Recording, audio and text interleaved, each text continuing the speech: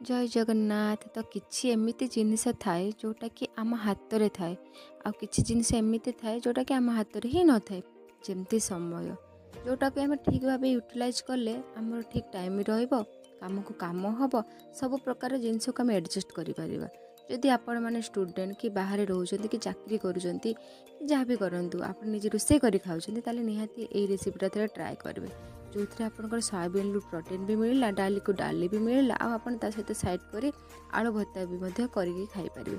कम मसला कम टाइम भितर tasty tasty भी आपण एटा करके खाई पारिबे। जो रेसिपीटा आपण भी निहाती देखि पार जाउथिबे। जदि किछि डाउट रे ताले आपण मते कमेंट करि भी पचारि पारिबे।